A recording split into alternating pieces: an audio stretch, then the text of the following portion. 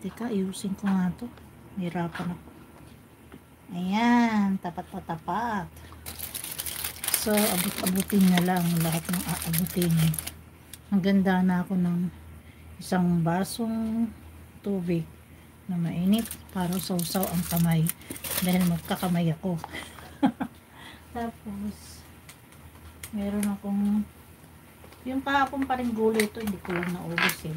Kukuha na lang ako pag naubos na. Dun sa loob ng rep namin. Daming gulay kasi dun.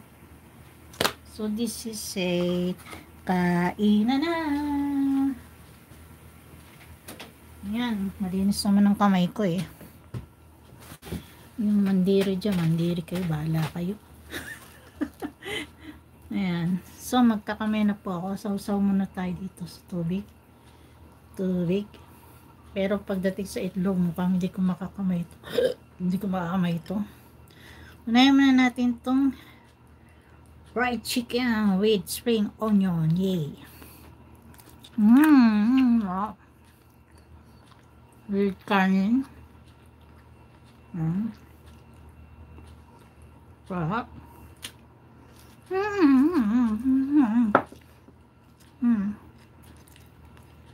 Hindi ko na lang kung uunahin ko. Ito, gusto ko to. Lalo na yung balat, saka tong itim. Yung itim ng isda, ayan ho.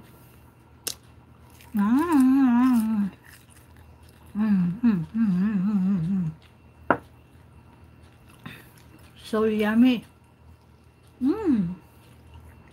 Ay, Diyos ko. Parang dahulog na. Mukhang this time mauubos kong pagkain na.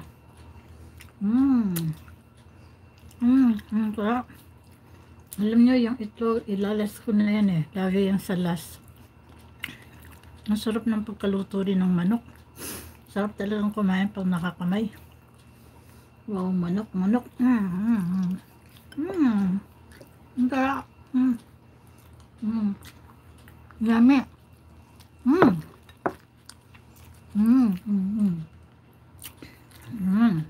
Tapos ito isda.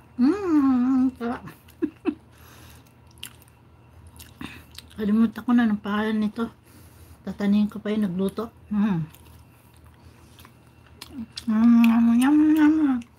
Dito na lang ko guys.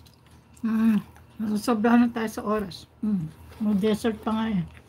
Pero hindi nyo na makikita. Ayan. Separate ko na lang video yun ha. Thanks for watching and God bless to all. Bye-bye. May shout out si Sagnetas. Sa sariling sikap ako dito. Gugas muna ako ng kamay. Binidyo ko kasi para kay Bruno yung yung kinakain ko.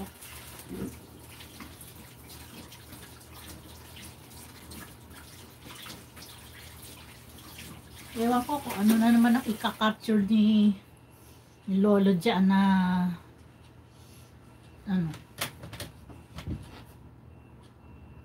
kahapon yung kinapture niya, yung tawa ko ng tawa eh.